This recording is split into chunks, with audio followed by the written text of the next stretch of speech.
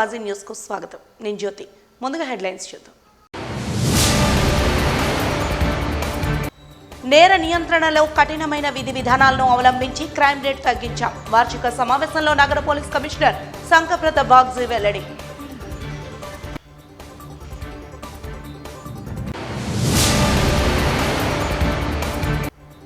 ప్రజల విశ్వాసాన్ని గెలుచుకున్న విజయ సంవత్సరాది 2024 అన్న టీడీపీ రాష్ట్ర అధ్యక్షులు పల్లా శ్రీనివాస్. ప్రజలను నమ్మించి మోసం చేసిన సంవత్సరం 2024 అంటూ విమర్శలు చేసిన మాజీ మంత్రి గుడివాడ అమర్నాథ్. గాజువాకలో బీభత్సం సృష్టించిన లారీ దుర్ఘటనలో మృతి చెందిన వ్యక్తి.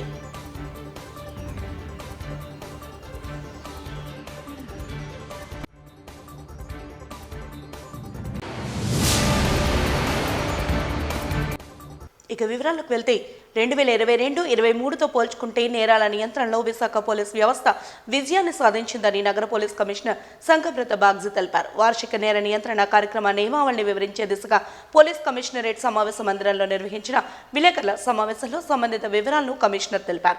ఈ సందర్భంగా ఆయన మాట్లాడుతూ ఎక్కడికక్కడ సీసీ కెమెరాలను ఏర్పాటు చేసి నిర్జన ప్రదేశాలలో ప్రత్యేక బందోబస్తును పెట్టి ట్రాఫిక్ నియంత్రణ చర్యలపై దృష్టి సారించడం తదితర అంశాలతో నగరంలో క్రైమ్ రేట్ను నియంత్రించగలిగామని తెలిపారు. తర్వాత చాలా కేసులు ఇంతకుముందు ఆఫెన్స్ జరిగినా కూడా మేమే వచ్చి ఎఫ్ఐఆర్ రిజిస్టర్ చేశాము. బాగా ఎన్ఫోర్స్మెంట్ కూడా జరిగింది. అందుకే ఎఫ్ఐఆర్ సంఖ్య 2022లో 10,929 దానికంటే తగ్గింది, కానీ లాస్ట్ ఇయర్ కంటే పెరిగింది. ఇంకొక ఇంపార్టెంట్ విషయం వచ్చేసి ఈ సంవత్సరం ఎలక్షన్ జరిగింది.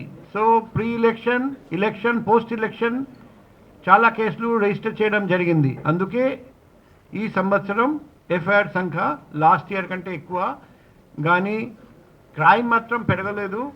అది మన వైజాగ్లో అందరికీ తెలుసు, క్రైమ్ ఇంతకుముందు కంటే తగ్గింది. నెక్స్ట్ బాడీలీ ఆఫెన్స్ చూస్తే కూడా murders, murder for gain, culpable homicide, kidnap, abduction, hurt slightly పెరిగింది, కానీ మిగతా murders, murder for gain, culpable homicide, rioting, kidnap, abduction అన్నీ తగ్గినాయి. బాగుందా? సో లాస్ట్ 6 monthsలో కొన్ని ఇనిషియేటివ్స్ మేము తీసుకున్నాము క్రైమ్ రేట్ తగ్గించడానికి. అందులో installation of CC cameras 7,526 CC cameras install చేయడం, 1,442 లైట్స్ చీకటి ఉన్న చోట ఇన్స్టాల్ చేయడం, నైట్ పెట్రోలింగ్ పార్టీస్ పెంచేసి 126 చేయడం, కొత్త హిస్టరీ షీట్స్ 272 ఓపెన్ చేయడం, ఓపెన్ డ్రింకింగ్ కేసెస్ బాగా పెంచడం, బుషెస్ క్లియరెన్స్ ఒక 1,272 ఏరియాస్లో, ప్లస్ మీటింగ్ విత్ పబ్లిక్ 3,836 3,836 అండి. అవేర్నెస్ పెంచడం, అవగాహన కల్పించడం. నెక్స్ట్ సో ఈ సీసీ కెమెరా చూస్తే కూడా ఎలా పెరిగింది మనం చూపిస్తున్నాం.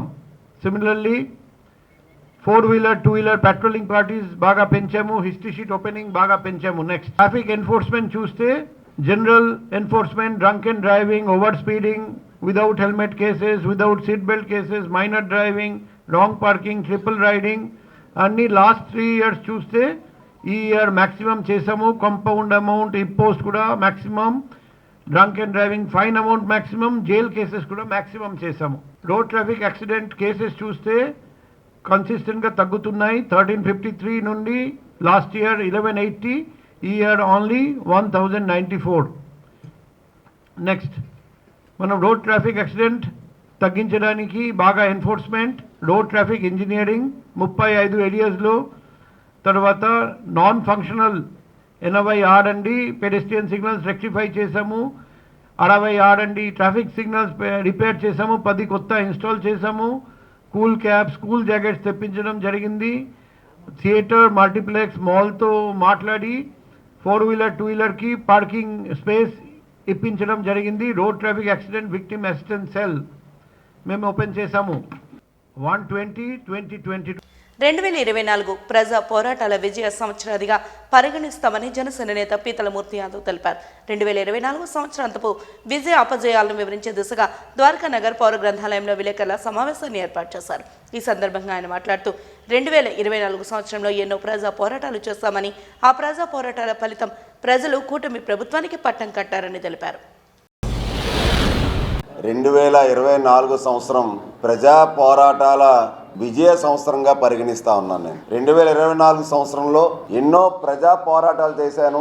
ఆ ప్రజా పోరాటాల ఫలితం ప్రజలు కూటమి ప్రభుత్వానికి పట్టం కట్టి పట్టాభిషేకం చేశారు. 175 స్థానాల్లో రాష్ట్ర చరిత్రలోనే మరి ఏ ఇతర పార్టీకి సాధించలేనంత మెజార్టీలతో ఘన విజయం సాధించారు కూటమి పార్టీ ఎమ్మెల్యేలు. జనసేన పార్టీ భారతదేశ చరిత్రలోనే 100% ఒక రాజకీయ పార్టీ పోటీ చేసిన అన్ని స్థానాల్లో గెలుపొందడం అంటే అదొక చారిత్రాత్మక ఘట్టం. అది పవన్ కళ్యాణ్ గారి నేతృత్వంలో, పవన్ కళ్యాణ్ గారు ఆశయ సాధనకు ఆయన నాయకత్వంలో పోటీ చేసిన అన్ని అసెంబ్లీ పార్లమెంట్ స్థానాల్లో కూడా 100కు 100 మార్కులు ఏసీ రాష్ట్ర ప్రజలు పవన్ కళ్యాణ్ గారిని ఆశీర్వదించినటువంటి సంవత్సరం ఇది. ఇక ఎంతో నమ్మకంతో ప్రజలు ఓట్లేసి పాలకులుగా చేసి వైసీపీ ఎంపీ విజయసాయిరెడ్డి సిఆర్జెడ్ ఉల్లంఘనలు అయితేనేమి, సముద్ర తీర ప్రాంతంలో అక్రమ నిర్మాణాలు చేపట్టిన విషయంలో అయితేనేమి, విజయసాయిరెడ్డి ఉత్తరాంధ్ర కేంద్రంగా దోచుకున్నటువంటి ఆస్తుల విషయంపై పోరాటం చేశాం. వైకాపా ప్రభుత్వంలో మంత్రిగా ఉన్నటువంటి గుడివాడ అమర్ విస్తన్నపేట భూముల్ని దోచేస్తే దాని మీద పోరాటం చేశాం. జగన్కు రాజగురువుగా ఉన్నటువంటి అధికారాన్ని అడ్డం పెట్టుకొని కారు చౌకగా ప్రభుత్వ భూముల్ని 15 ఎకరాల భీమిలి దగ్గర కొట్టేసినటువంటి శారదాపేట స్వరూపానంద స్వామి భూముల్ని కూటమి ప్రభుత్వం రద్దు చేసే విధంగా పోరాటం చేశాం. దస్పల్లా భూముల్లో, సిబిసిఎన్సి భూముల్లో, అలాగే పెద్దజాలార్పేట మత్స్యకార గ్రామంలో, అలాగే బిలాల్ కాలనీ, ఏఎస్ఆర్ నగర్ లాంటి మురుగువాడల్లో వేల కోట్ల రూపాయలు టీడీఆర్ కొట్టేసే ప్రయత్నం వైసీపీ నేతలు చేస్తుంటే దాని గురించి పోరాటం చేసి వేల కోట్ల రూపాయల టీడీఆర్ బాండ్లు జారీ చేయకుండా మేము పోరాటం చేసి కాపాడాం. అగనంపూడి టోల్ గేట్ విషయంలో కూటమి ప్రభుత్వం రాగానే విశాఖ నగర ప్రజలకి టోల్ గేట్ని ఎత్తివేసే కార్యక్రమాన్ని చేశాం మేము. అంతేకాదు విశాఖలోని పర్యాటక ఆస్తుల్ని కారు చౌకగా తాకట్టు పెట్టేసేటువంటి ప్రయత్నం చేస్తే, వైసీపీ నేతలకి లీజులకి దారాదత్తం చేసేటువంటి కార్యక్రమం చేస్తే దానికి వ్యతిరేకంగా పోరాటం చేశాం. వైసీపీ ప్రభుత్వంలో బీచ్లో ఫ్లోటింగ్ బ్రిడ్జ్ని సరిగ్గా కట్టలేకపోయారు. బస్ బైలు కుప్పకూలిపోయినాయి. వాటి మీద పోరాటం చేశాం. రైల్వే జోన్ కోసం వైసీపీ ప్రభుత్వం 5 ఏళ్లలో భూ కేటాయింపు చేయలేకపోతే భూ కేటాయింపు గురించి పోరాటం చేశాం. ఇలాగ అనేక అంశాల మీద పోరాటం చేస్తూ ఆంధ్ర క్రికెట్ అసోసియేషన్ని వైకాపా నేతలు కబ్జా చేస్తే ఆంధ్ర క్రికెట్ అసోసియేషన్ కార్యవర్గ సభ్యులు, అధ్యక్షులు విజయసాయిరెడ్డి తొత్తులు ఉన్నటువంటి వాళ్ళ అల్లుడు శరత్ చంద్రారెడ్డి, అలాగే గోపీనాథ్ రెడ్డి యొక్క అవినీతి అక్రమాలు బయటపెట్టి ఆంధ్ర క్రికెట్ అసోసియేషన్ ప్రక్షాళన చేశాం. ఆంధ్ర యూనివర్సిటీ విసి ప్రసాద్ రెడ్డి అవినీతి అక్రమాల మీద అడుగడుగున పోరాటం చేశాం. ఈ రాష్ట్ర మాజీ చీఫ్ సెక్రటరీ జవహర్ రెడ్డి విషయంలో జవహర్ రెడ్డి గారు ఏదైతే అసైన్డ్ ల్యాండ్స్ పేదల దళితుల డీ పట్టా భూముల్ని ఏ విధంగా అడ్డగోలుగా కొట్టేశారో వాటిని ఆధారాలతో, రైతుతో సహా సాక్ష్యాధారాలతో వెలుగులో తీసుకొచ్చి అసైన్డ్ భూముల్లో జరిగినటువంటి కోట్ల రూపాయల లావాదేవీల్ని, దోపిడీని వెలికి తీశాం. ముఖ్యంగా భీమిలి తీర ప్రాంతంలో భౌగోళిక వారసత్వ సంపద ఎన్నో దశాబ్దాలుగా వస్తున్నటువంటి ఎర్రమడి దెబ్బల విధ్వంసం మీద పోరాటం చేసి న్యాయస్థానాన్ని ఆశ్రయించాం. వైజాగ్ ఫిలిం నగర్ క్లబ్ వైసీపీ నేతల తొత్తులు చేతుల్లో ఏదైతే కబందస్తాల్లో ఉందో దాన్ని బయటికి తీసుకొచ్చి అక్కడ అవినీతి జరుగుతున్న అక్రమాలని ఇవాళ కూటమి ప్రభుత్వం కొత్త కార్యవర్గాన్ని ఎన్నుకునేలా చేశాం. విఎంఆర్డీఏ మాస్టర్ ప్లాన్ని ఒక బూచిగా చూపించి ఎన్నో అరాచకాలు చేశారు. అవన్నీ కూడా రాష్ట్ర ప్రజలకి, విశాఖ నగర ప్రజలకి, ఉత్తరాంధ్ర ప్రజలకి తెలియజెప్పేలా చేశాం. వైసీపీ నేత ఆడారి ఆనంద్ విశాఖ డైరీని అడ్డం పెట్టుకొని చేసిన అవినీతి అక్రమాలు, భూ కబ్జాలని బయటపెట్టి ఆఖరికి శాసనసభ స్పీకర్ పెద్దలు శ్రీ చింతకాల అయ్యన్ పాత్రుడు గారు నిండు సభలో శాసనసభ వ్యవహారాల సంఘాన్ని వేసే విధంగా పోరాటం చేశాం. విశాఖలోనే చూస్తే ఋషికొండ స్పోర్ట్స్ కాంప్లెక్స్ ఏదైతే ఉందో, యాచింగ్ యార్డ్ అంటాం, సిఆర్జెడ్ నిబంధనలుగా అక్కడ కట్టారని చెప్పి కూల్చివేశారు. తెన్నేటి పార్దర్ బిగ్ స్క్రీన్ ఉండేది మీ అందరికీ తెలుసు. ఆ బిగ్ స్క్రీన్ కూడా సిఆర్జెడ్ ఉల్లంఘనకు విరుద్ధంగా ఉందని చెప్పి కూల్చివేశారు. అంతేకాకుండా ఏదైతే విజయసాయిరెడ్డి వాళ్ళ కుమార్తె కోసం భీమిలీ తీర ప్రాంతంలో కాంపౌండ్ వాళ్ళు 5 స్టార్ అట్లు కొడదామని చెప్పి అక్కడ చేపడుతున్నటువంటి అక్రమ నిర్మాణాలని కూల్చివేయమని రాష్ట్ర అత్యున్నత న్యాయస్థానం ఆదేశాలు ఇచ్చి ఆ కూల్చివేతకు సంబంధించిన ఖర్చును కూడా విజయసాయిరెడ్డిని భరించమని చెప్పి, విజయసాయి వాళ్ళ కుమార్తెను భరించమని చెప్పి ఏదైతే ఆదేశాలు ఇచ్చారో, ఋషికొండ మీద జరిగినటువంటి పర్యావరణ అనుమతులను ఉల్లంఘించి జరిగిన నిర్మాణాలు ఏవైతే కూల్చివేయమని ఆదేశాలు వస్తాయని భావిస్తున్నానో, దాని విషయంలో కూడా అప్పటి ముఖ్యమంత్రి జగన్మోహన్ రెడ్డిపై, అలాగే సంబంధిత అధికారులపై, ఆ యొక్క ఖర్చులు, ఆ యొక్క కేబినెట్ మంత్రులపై తీసుకున్న నిర్ణయంపై పూర్తి స్థాయిలో వేసే విధంగా చర్యలు చేపట్టాలని కూడా నేను కోరుతా ఉన్నాను. ముఖ్యంగా న్యాయపరంగా సహకరించినటువంటి న్యాయమూర్తులకు, న్యాయస్థానాలకు శిరస్సు వంచి పాదాభివందనం చేస్తూ ఉన్నాను. ఇక మీడియా పరంగా అన్ని ఎలక్ట్రానిక్ మీడియా ఛానళ్ళు, తెలుగు భాష జాతీయ పత్రికలు, సోషల్ మీడియా, యూట్యూబ్ ఛానల్స్, జర్నలిస్టులు నాకు ఇచ్చిన సహకారం మరిచిపోలేనిది. మీ అందరికీ కృతజ్ఞుడిగా ఉండి నా పోరాటం ఎప్పుడు కూడా నిత్యం ప్రజల పక్షాన, సొంత మనుషులైనా సరే తప్పు చేసిన విడిచిపెట్టకూడదని చెప్పి ఆయన స్ఫూర్తి ఏదైతే ఉందో ఆ స్ఫూర్తితో ఇప్పటి వరకు అనేకమైన పోరాటాలు చేసుకుంటూ వచ్చాను. పోరాటం చేయడం మొదలుపెట్టిన తర్వాత ఎప్పుడు కూడా వెనక్కి తగ్గలేదు. ఆంగ్ల సంవత్సరాది జనవరి 1 న్యూ ఇయర్ను పురస్కరించుకుని ఒకరికొకరు బహుమతులు, ఫ్లవర్ బొకేలు, స్వీట్లు పంచుకుంటూ నూతన సంవత్సర శుభాకాంక్షలు తెలుపుకోవడం ఆనవాయితీ. పబ్ కల్చర్ రాజ్యమేలుతున్న ఈ ఆధునిక కాలంలో సైతం ఫ్లవర్ బొకేలను అందించుకుంటూ నూతన సంవత్సరం రంగుల పుష్పాల వలె వికసించాలని కోరుకునేవారు అధిక సంఖ్యలోనే ఉంటారు అని అనడంలో సందేహమే లేదు. ఎదుటివారి జీవితాల్లో మధురానుభూతులను నింపేందుకు స్వీట్లను అందించేవారు అదే సంఖ్యలో ఉంటారు. కేకులను కట్ చేసుకుంటూ నూతన సంవత్సరానికి స్వాగతం పలికే స్నేహ బృందాలు నగర నడిరోడ్లపై కనిపిస్తూనే ఉంటాయి. ఆంగ్ల సంవత్సరానికి స్వాగతం పలికేందుకు నగరంలోని ప్రధాన రహదారులన్నీ ఫ్లవర్ బొకేలతో కాంతులీనుతూ స్వీట్ షాపుల్లో సందడితో, కేకుల కేరింతలతో కలకళ్లాడుతున్నాయి. 365 రోజుల్లో ఈ ఒక్కరోజు జరిగే వ్యాపారం కోసం ఈ చిరు వ్యాపారులు సైతం ఎదురు చూస్తూ ఉంటారు. వారి ఆశలకు అండగా నిలుస్తూ వినియోగదారులు జనవరి 1వ తేదీన విస్తృత స్థాయిలో ఫ్లవర్ బొకేలను కొంటూ ఉంటారు. ఈ మాసంలో దొరికే అత్యంత అరుదైన పుష్పాలను కర్ణాటక, కేరళ నుంచి తెప్పించి అత్యంత ఖరీదైన బొకేలను మరింత సుందరంగా తీర్చిదిద్దే నైపుణ్యం కలవారందరూ విశాఖ నగరంలోనే ఉన్నారా అనే అంతలా వారి నైపుణ్యతను చాటుతూ ఎదురు చూస్తున్నాయి ఈ ఫ్లవర్ బొకేలు.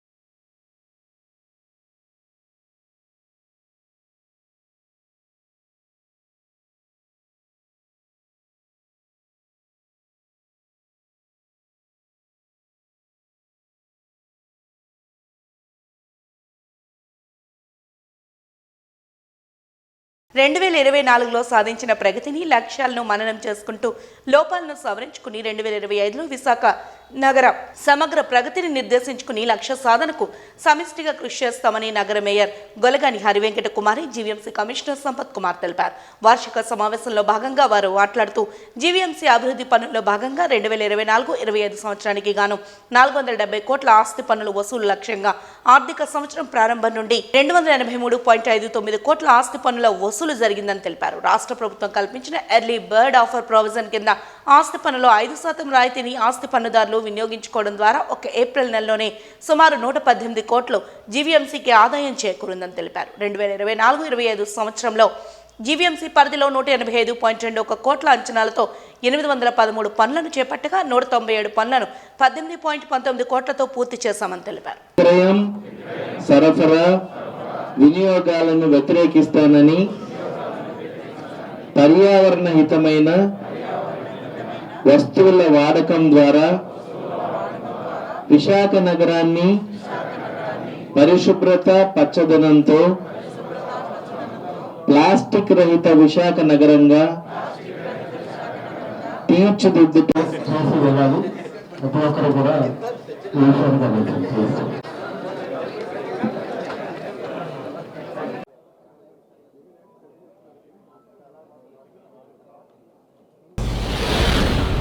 మహావిశాఖపట్నం నగరం పాలక సంస్థకు మేయర్గా పదవిని చేపట్టినప్పటి నుంచి నాతో పాటుగా 97 మంది కార్పొరేటర్స్తో కలిసి నగరాన్ని చాలా వరకు అభివృద్ధి చేయడం జరిగింది.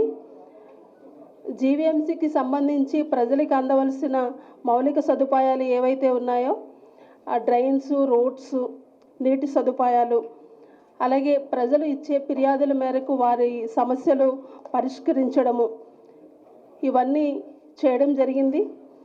2024లో సాధించిన ప్రగతిని, లక్ష్యాలని మననం చేసుకుంటూ దాంట్లో లోపాలను సవరించుకొని 2025లో విశాఖ నగర సమగ్ర ప్రగతిని నిర్దేశించుకొని లక్ష్య సాధనకు సమిష్టిగా కృషి చేసి జీవీఎంసీ అభివృద్ధిలో ముందుకు వెళ్తామని తెలియజేసుకుంటూ దాంట్లో భాగంగా ఇంజనీరింగ్ విభాగం నుంచి 2024 కూడా, అలాగే ప్రజారోగ్య విభాగం నుంచి చూసినట్లయితే మనము విశాఖ నగర ప్రజల సహకారంతో జీవీఎంసీ యంత్రాంగం కృషితో స్వచ్ఛ సర్వేక్షణలో మనము 2023-24లో కూడా 4th ర్యాంక్ను సాధించుకోగలిగాము. అంతేకాకుండా 3 సార్లు మనము వాటర్ ప్లస్ ధృవీకరణను, అలాగే 5 స్టార్ గార్బేజ్ ఫ్రీ సిటీ రేటింగ్ను విశాఖ నగరం సొంతం చేసుకోవడం జరిగింది. అలాగే 2020-24 స్వచ్ఛ సర్వేక్షణలో ప్రజా సహకారంతో దేశంలోనే ప్రథమ పరిశుభ్ర నగర స్థాయిని మనం విశాఖ నగరం దక్కించుకోవడం కూడా జీవీఎంసీ కృషి చేసిందని తెలియజేస్తున్నాము. మిగిలిన 133,000 మందికి సుమారు లబ్ధిదారులకు 1 సెంట్ ఇండ్ల పట్టాలను కూడా మనము అందజేయడం జరిగింది. స్వయం సహాయక సంఘాలు మొత్తం 33,240 మంది ఉన్నారు. వాళ్ళకి 3,69,629 SHG మహిళా సభ్యులు ఉండగా అందులో 1142 స్లమ్ సమాయకులు, 17 మంది పట్టణ సమాయకులు, వీళ్ళందరూ కూడా ఉన్నారు. వాళ్ళకి 730 కోట్ల బ్యాంక్ లింకేజ్తో పాటు రుణం కూడా ప్రభుత్వ SHG సభ్యులను ఆర్థికంగా బలోపేతం చేసేందుకు జీవీఎంసీ మరియు మెప్మా ఆధ్వర్యంలో కేంద్ర రాష్ట్ర ప్రభుత్వాల సహాయంతో విశాఖ నగరంలో డిసెంబర్ 25 నుంచి 29 వరకు ఉత్సవాలు జరిగాయి. అందులో SHG మేళా 2024 నిర్వహించగా ప్రజల ఆస్తి పన్ను అసెస్మెంట్స్ ద్వారా సుమారు 30 కోట్ల రూపాయలు ఆస్తి పన్ను డిమాండ్ పెంచుకొనటం జరిగింది.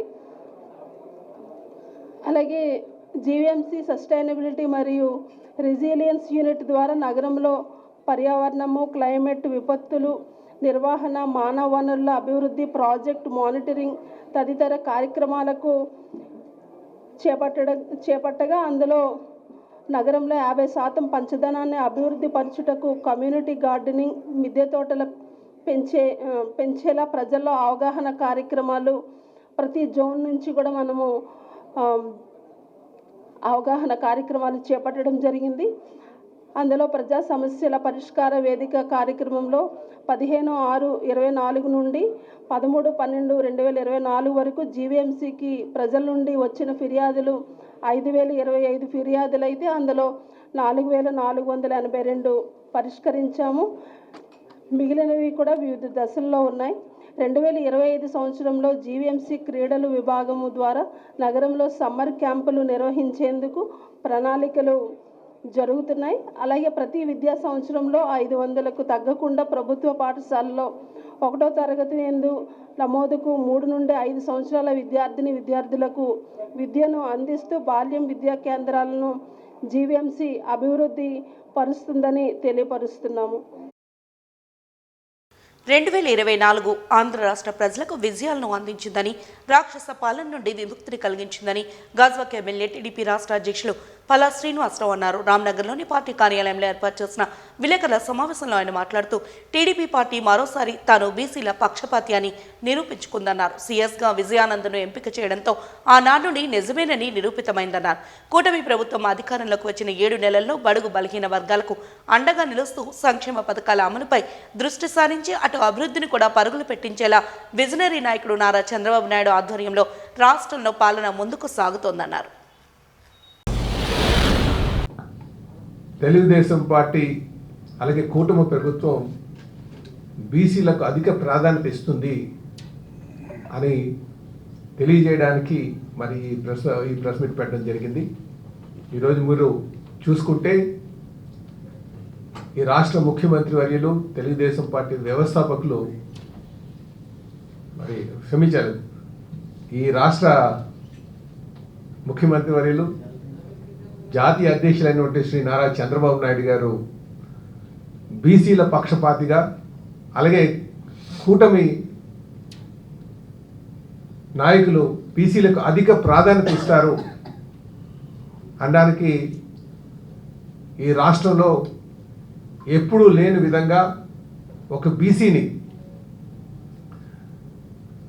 ఈ రాష్ట్ర చీఫ్ సెక్రటరీగా విజయనందని మరి తీసుకొచ్చి 1992 ఐఏఎస్ ఆఫీసర్ ఒక బీసీ కులానికి చెందినటువంటి ఆయన్ని ఈరోజు చీఫ్ సెక్రటరీగా చేసి బీసీలకు అధిక ప్రాధాన్యత ఇస్తుంది కూటమి ప్రభుత్వం అనడానికి ఇది నిదర్శనం అని చెప్పి మీ అందరికీ తెలియజేస్తున్నా. మనకి స్వాతంత్రం వచ్చిన దగ్గర నుంచి నేటి వరకు కూడా ఉమ్మడి రాష్ట్రం కావచ్చు, ఇప్పుడు మనం కొత్తగా మన స్వర్ణాంధ్రప్రదేశ్లో కావచ్చు, ఏ రోజు కూడా ఒక బీసీ అధికారిని ఒక ఉన్నత స్థాయిలో పెట్టలేదన్న సంగతి ప్రతి ఒక్కరు కూడా గమనించాలని చెప్పి తెలియజేస్తున్నాను. ఈరోజు కూటమి ప్రభుత్వం అధికారంకి వచ్చిన తర్వాత బీసీలకు ప్రాధాన్యత ఇస్తామని తెలియజేస్తూ మరి విజయానంద్ గారిని చీఫ్ సెక్రటరీగా పెట్టడం బీసీల అందరి తరఫున మేము కూటమి ప్రభుత్వానికి ధన్యవాదాలు తెలియజేస్తూ అలాగే విజయానంద్ గారికి ఆల్ ది బెస్ట్ తెలియజేస్తున్నాం. అలాగే మీరు తీసుకుంటే కీర్తిశేషులు నందమూరి తారక రామారావు గారు కూడా తెలుగుదేశం పార్టీ స్థాపించిన దగ్గర నుంచి కూడా బీసీలకు రాజకీయ ప్రాధాన్యత కల్పించి అనేక మంది బీసీ నాయకుల్ని పొలిటికల్ నాయకులుగా తయారు చేసినటువంటి తీరు కూడా సందర్భం కూడా మనం గుర్తు చేసుకోవాలి.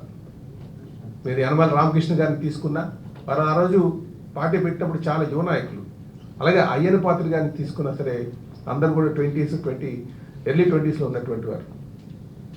అలాంటి అనేక బీసీ నాయకులకు తెలుగుదేశం పార్టీ ప్రాధాన్యత కల్పించింది. అది ఆది నుంచే మొదలైంది. కీర్తిశేషులు నందమూరి తారక రామారావు గారు ఒక ఆలోచనని ఈ సందర్భంగా గుర్తు చేస్తున్నాం. ఈరోజు మీరు కూటమి ప్రభుత్వాన్ని కానీ చూసుకుంటే ఒకవైపు ప్రభుత్వంలోని బీసీలకు ప్రాధాన్యత ఇస్తూ అలాగే రాజకీయ పరంగా కూడా అనేక మంది బీసీలకు ప్రాధాన్యత ఇస్తున్నటువంటి సందర్భం కూడా మనందరూ కూడా ఒకసారి గుర్తించాలి. ఈరోజు ప్రభుత్వ పరంగా అలాగే వైస్ ఛాన్సలర్ని తీసుకుంటే ఉన్న 16 యూనివర్సిటీలో 10 యూనివర్సిటీలో వాళ్ళ సామాజిక వర్గానికి సంబంధించినటువంటి వారు, అలాగే ఏ కీలక పదవి తీసుకున్నా సరే ఒకే సామాజిక వర్గం ఇచ్చి బీసీలకు మోసం చేసిన అనే సందర్భం. ఇదిలా ఉండగా కూటమి పాలనలో ప్రజలు అనేక ఇబ్బందులు పడుతున్నారని, వైఎస్ జగన్ పాలనలో అనేక సంస్కరణలను తీసుకువచ్చారని మాజీ మంత్రి వైఎస్ఆర్సీపీ జిల్లా అధ్యక్షులు గుడివాడ అమర్నాథ్ అన్నారు. మద్దిలపాలెం పార్టీ కార్యాలయంలో ఏర్పాటు చేసిన విలేకరుల సమావేశంలో ఆయన మాట్లాడుతూ జగన్మోహన్ రెడ్డి సీఎంగా ఉన్న కాలంలో 5 ఏళ్లలో 2.75 లక్షల కోట్ల ప్రజల ఖాతాలో జమ చేశామని తెలిపారు.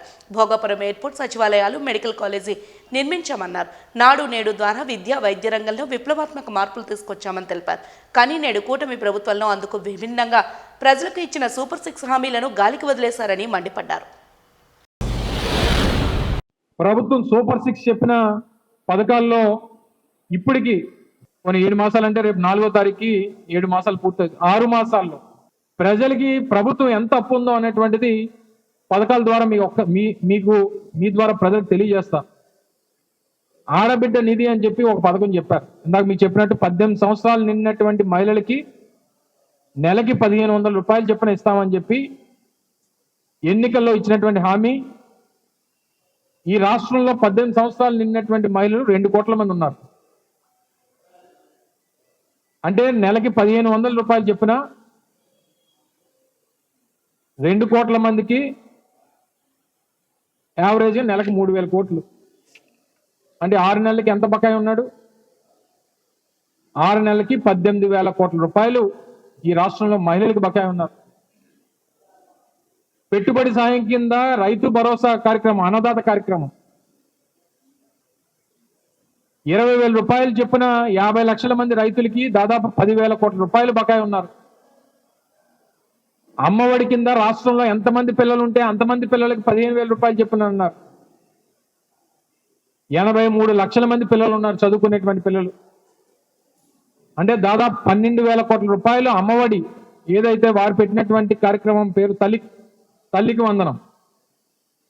అలాగే యువగలం నిరుద్యోగ భృతి కింద నిరుద్యోగ యువత ఎంతమంది ఉంటే అంతమందికి 3,000 రూపాయలు చెప్పిన 20 లక్షల మందికి నెలకి 600 కోట్ల రూపాయలు చెప్పిన 6 నెలల్లో 3,600 కోట్ల రూపాయలు బకాయి ఉన్నారు. ఇక ఆరోగ్యశ్రీ కింద 3,000 కోట్లు, ఫీజు రీయింబర్స్మెంట్ కింద 3,900 కోట్లు, ఫ్రీ బస్సు కానీ లేదా దీపం పథకం కానీ ఇవన్నీ లెక్కలేస్తే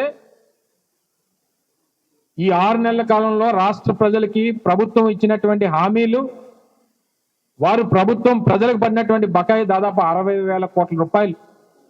ప్రజల దగ్గర జిఎస్టీ రెవెన్యూస్ పడిపోయినాయి రాష్ట్రంలో.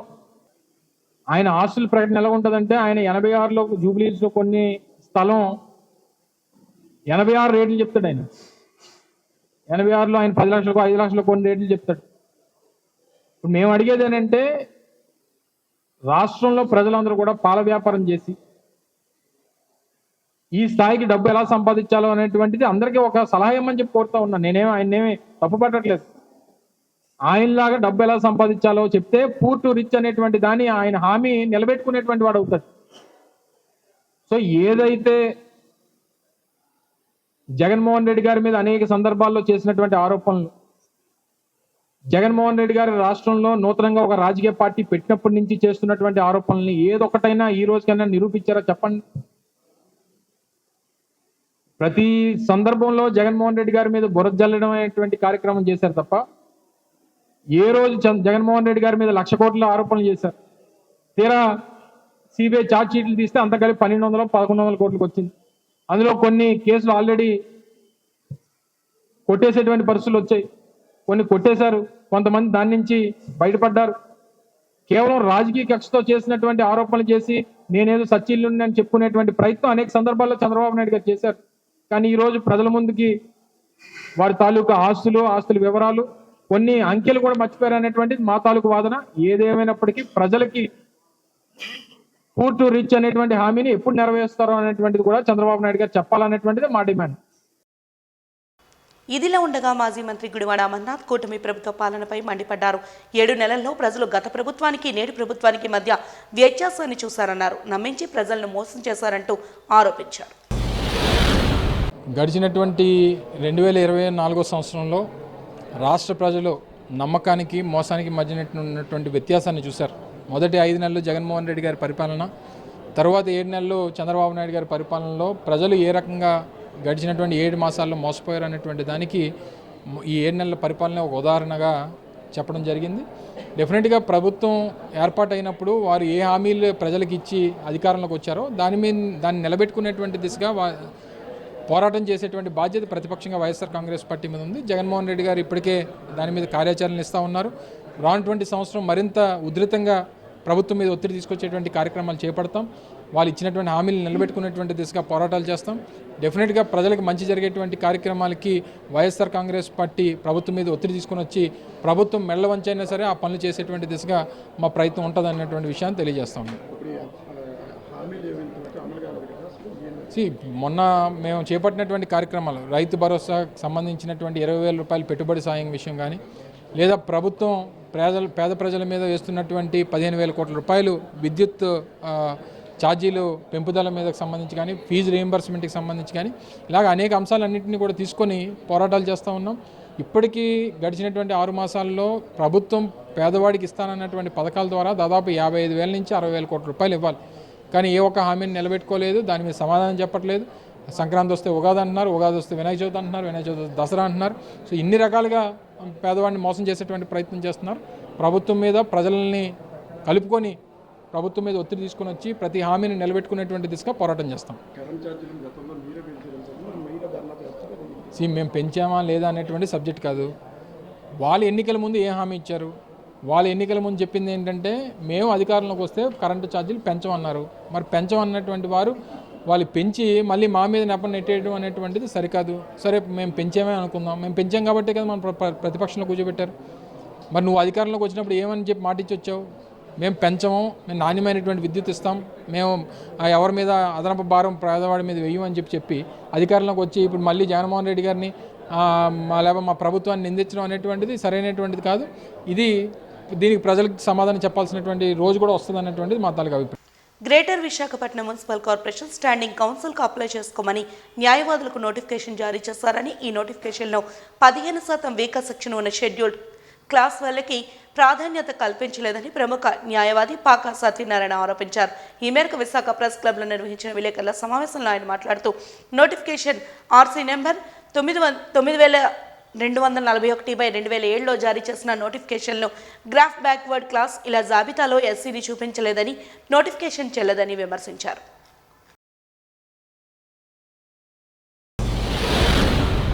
ఈ రోజున మాలామాదిరి పరిస్థితి ఎలా ఉందంటే 2 పిల్లులు, ఒక కోతి, ఒక రొట్టె.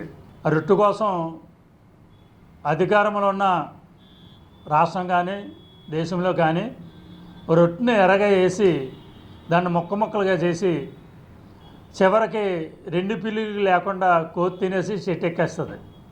అదే సందర్భంగా ఈ రోజున రాష్ట్రంలో కానీ దేశంలో కానీ జరుగుతుంది మాలామాదిరిల పరిస్థితి. ఇటీవల కాలంలో మన జిఎంసీ ఒక లీగల్ స్టాండింగ్ కౌన్సిల్ని కాల్ఫర్ చేయటం జరిగింది. ఏ డేట్ అంటే 21/12/2024ని కాల్ఫర్ చేశారు. ఆ నోటిఫికేషన్లో క్రాస్ పాయింట్ ఎక్కడ ఇంప్లిమెంట్ చేయకుండా వేగ్గా అంటే ఓపెన్ కేటగిరీలో ఉమెన్ కూడా చూపించాల. 33% ఉన్న ఉమెన్స్ను కూడా రాష్ట్ర పాయింట్ చూపించకుండా, అలాగే ఎస్సీ మొత్తం రాష్ట్ర పాయింటే ఎగరగొట్టారు. ఎస్సీ ఉమెన్, ఎస్సీ జనరల్ కూడా ఉండేది, 2 కూడా మీకు క్లారిటీగా ఇవ్వటం జరిగిందండి. అది అంతకుముందు ఇచ్చిన నోటిఫికేషను 10/9/2022 ఆర్సీ నెంబరు 1292/41/2007 అంటే 2 కూడా ఆర్సీ నెంబరు ఒకటే. కానీ నోటిఫికేషన్ వచ్చేటప్పటికి రాష్ట్ర పాయింట్ ఎక్కడ మరి మున్సిపల్ కమిషనర్ గారు చూపించకపోవటం ఎస్సీలని చాలా అన్యాయం చేసినట్టు అవుతుంది. ఈ ఇళ్ళకి ఎందుకు జరుగుతుంది? అసలు ఎస్సీలకి కానీ స్త్రీలకు కానీ భారత రాజ్యాంగంలో అనేక హక్కులు కల్పించింది. అటువంటి ఇద్దరిని కూడా ఏకర్ సెక్షన్ అని మరి రాష్ట్ర పాయింట్ని లేకుండా చేసి నోటిఫికేషన్ ఇవ్వటం యావత్తు న్యాయవాదులకి తీరిన అన్యాయం. అందువల్ల మేము ఏం చేస్తున్నామంటే దీన్ని హైకోర్టులో కూడా ఛాలెంజ్ చేస్తున్నాం. ఈ యొక్క నోటిఫికేషన్ చెల్లదు, మీరిచ్చిన నోటిఫికేషన్ అంతకుముందు 22 ఇచ్చారు, మళ్ళీ 24లో అదే నోటిఫికేషను మరి డేట్లు మార్చి ఇచ్చారు, కానీ రాష్ట్ర పాయింట్ అనేది ఇంప్లిమెంట్ కాపాడటం చాలా సిగ్గుచేటు. మరి అధికారులు ఏ విధంగా మరి ఆలోచిస్తున్నా తెలియదు. వెంటనే దీన్ని మీరు సరిదిద్దుకుని రాష్ట్ర పాయింట్ ఈ నోటిఫికేషన్ క్యాన్సిల్ చేసి కొత్తగా నోటిఫికేషన్ ఇవ్వాలి. లేని పక్షంలో హైకోర్టులో ఆల్రెడీ ఛాలెంజ్ చేస్తున్నామని చెప్పాం. ఇవే కాదు, మున్సిపల్ స్టాండింగ్ కౌన్సిలే కాదు, మున్సిపల్ అనేక వర్కులు కూడా ఉన్నాయి. దాన్ని కూడా రిజర్వేషన్ రాష్ట్ర పాయింట్ పద్ధతిలో వర్కులను కూడా కేటాయించాలని ఇందు మూలంగా తెలియజేస్తూ, క్రీస్తుని ఆరాధించడం, క్రీస్తు ప్రేమను ప్రపంచానికి ప్రకటించడమే నిజమైన క్రిస్మస్ అని డాక్టర్ శ్రీనివాస్ కె శైలస్ అన్నారు. దైవ సన్నిధి సహాయ ఫౌండేషన్ ఆధ్వర్యంలో ఆనంద క్రిస్మస్ వేడుకలు ఘనంగా జరిగాయి. అక్కైపాలెం 80 ఫీట్ రోడ్లో జరిగిన కార్యక్రమంలో సుమారు 400 మంది అందులు అనాథలతో జరిగిన ఆనంద క్రిస్మస్ వేడుకలు ఆధ్యాత్మిక సేవాభావాన్ని పెంపొందించాయి. ఈ సందర్భంగా వారికి ప్రత్యేకమైన బహుమతులను పంపిణీతో పాటు ప్రేమ విందును ఏర్పాటు చేయడం జరిగింది. క్రీస్తు ప్రాముఖ్యతను తెలియజేస్తూ వేసిన క్రిస్మస్ కిట్స్ ప్రత్యేక ఆకర్షణగా నిలిచాయి. సహాయ ఫౌండేషన్ ఆధ్వర్యంలో గత 10 ఏళ్లుగా మానసిక రోగులు, అందులు, అనాథలకు సేవ చేస్తూ అత్యవసరమైన పరిస్థితుల్లో ఉచిత అంబులెన్స్ సేవలను కూడా అందిస్తున్నామని, గిరిజన మారుమూల ప్రాంతాల్లో సైతం తమ సేవలు కొనసాగిస్తున్నామని డాక్టర్ శ్రీనివాస్ కె శైలస్ తెలిపారు. కూడా భోజనం అయిపోయిన తర్వాత ఒకసారి మమ్మల్ని కలవండి, మీ బ్యాగులు మీకు ఇస్తాం, మీరు ఆటోలో తీసుకెళ్ళిపోదురు. కానీ మీ హోమ్స్కి మీరు మీ పిల్లలకి మీరు ఇక్కడ కూడా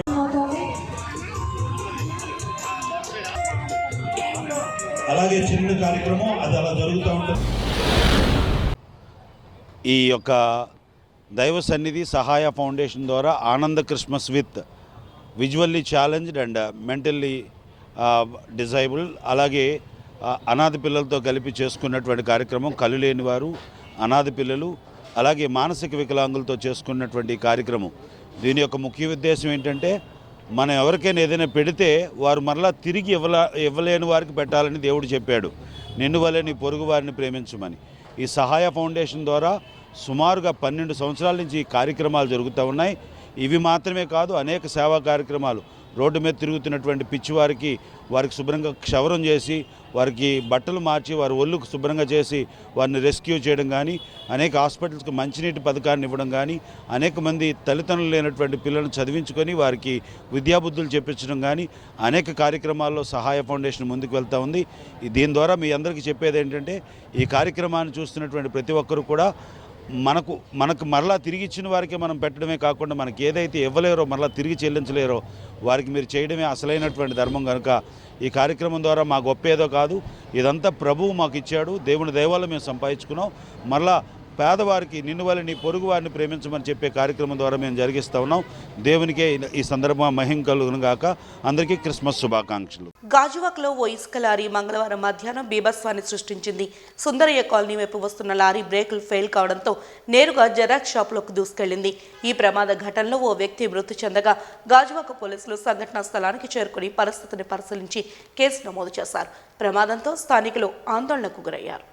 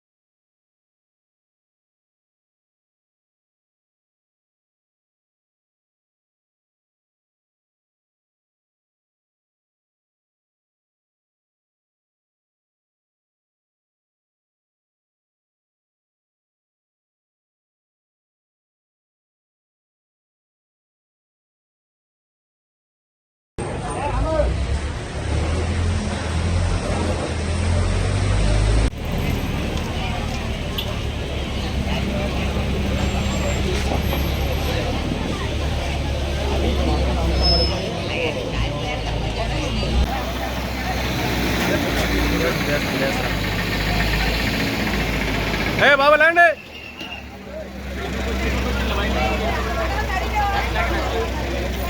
బాబా లేకండమ్మా లేదండి లేకమ్మా ఇలా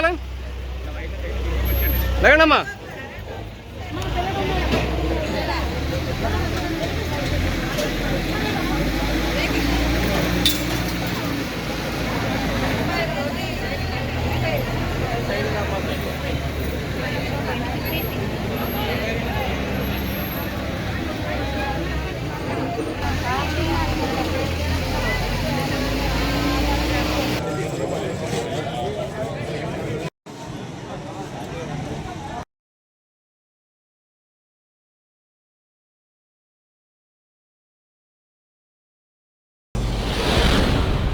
ఈరోజు 31st December 2024 అండి. అన్ఫార్చునేట్ రోడ్ యాక్సిడెంట్ జరిగిందండి.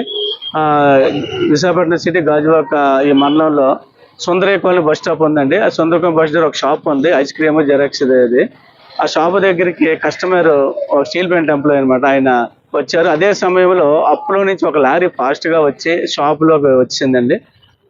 కస్టమర్ స్పాట్లోనే అక్కడే ఆయన కొద్దడం వల్ల ఇంజరీస్ అవ్వడం వల్ల చనిపోయారు. షాప్ కూడా డ్యామేజ్ అయింది. అయితే షాప్లో లక్కీగా ఎవరు కూడా ఓనర్ కానీ ఎవరు లేరు, వాళ్ళు పక్క షాప్లోనే ఉన్నారు లక్కీగా. అయితే ఈయన చనిపోవడం జరిగింది. దీని మీద పూర్తిగా దర్యాప్తు చేస్తున్నాం. లారీ ఏంటి, అతని వివరాలు ఏంటి, అతను ఎలాగొస్తుందని.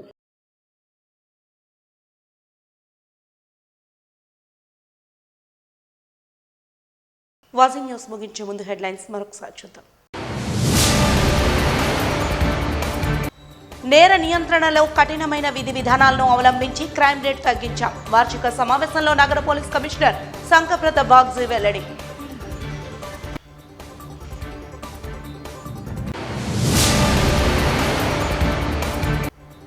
ప్రజల విశ్వాసాన్ని గెలుచుకున్న విజయ సంవత్సరాది 2024 అన్న టీడీపీ రాష్ట్ర అధ్యక్షులు పల్లా శ్రీనివాస్.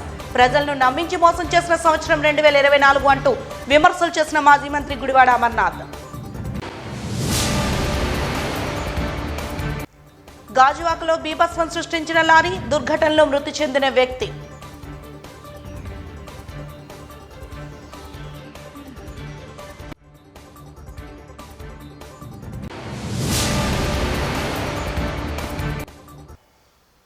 వాజీ న్యూస్ ఇంతటితో సమాప్తం. నమస్కారం.